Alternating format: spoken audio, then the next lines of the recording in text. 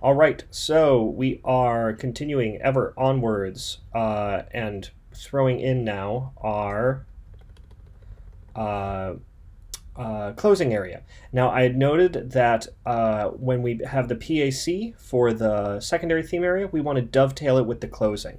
At least that's what I wanted to do in this case. That's a common thing. We've seen that in some of the sonatas that we've studied. So I'm just going to go right ahead and dovetail that in. And start adding in that some of the closing themes that we had. And then that repeated. And then we had some rapid notes.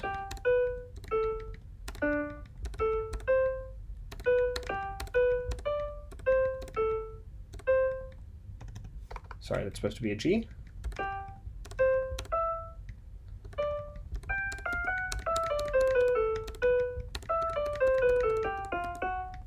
There we go. So that was our basic closing theme idea. Now we were continuing this Alberti bass motion in the left hand, just faster. Then we were going to 5/6, and then back to 1.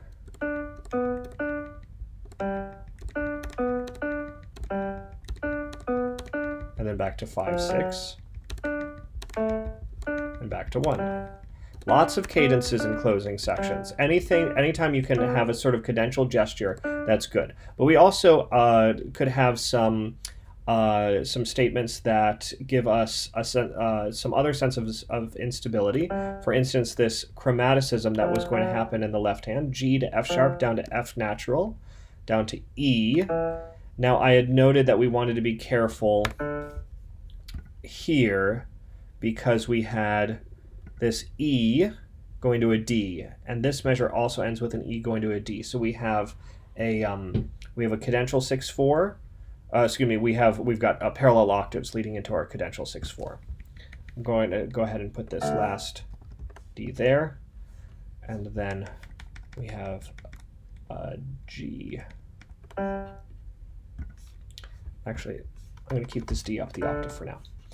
We'll come back to that in a second. So we needed to find a way around this.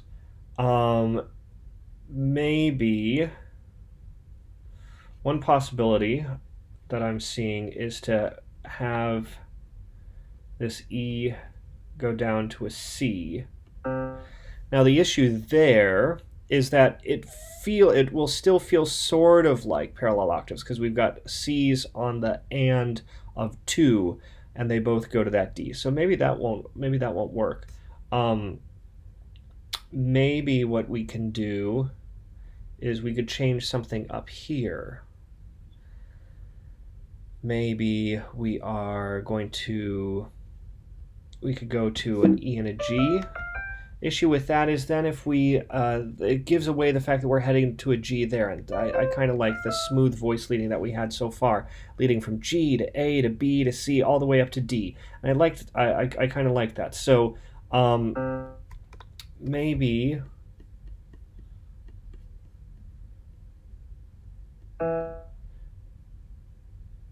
we go back up. Maybe we do something weird. Maybe we come back up to a G there. We just arpeggiate downwards. If we do that, then I might want to continue that motion in some of the other voices. I'd have those eighth notes appear as well so it doesn't feel like it's coming out of nowhere. So maybe I'll just add in some of the chord tones here. There we go. Don't mind that. That was just a glitch. That might work. Let's give that a shot and see what happens. So here we are from measure 53, which was the start of our closing section. Here we go.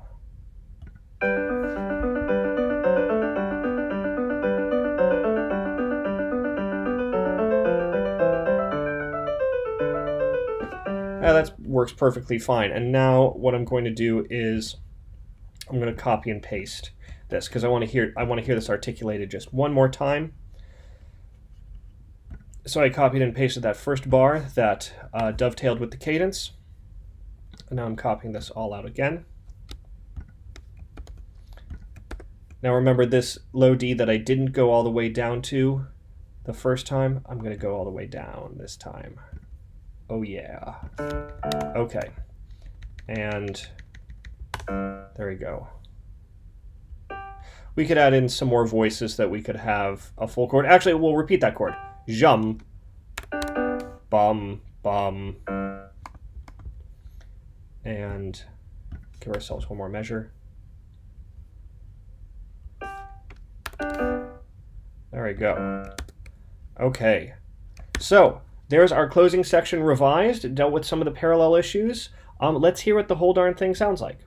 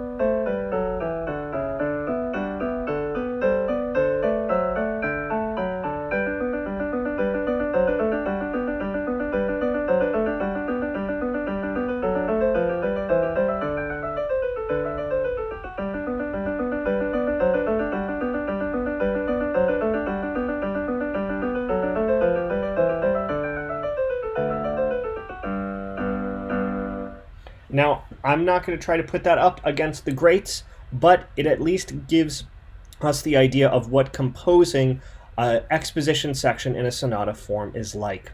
So I'll give you a chance to revise your closing section, try putting everything together then, and seeing how it fits together, how it sounds. If you have questions, if you have things that you're stuck on, by all means, contact me and we'll go over them together. Until then, happy composing!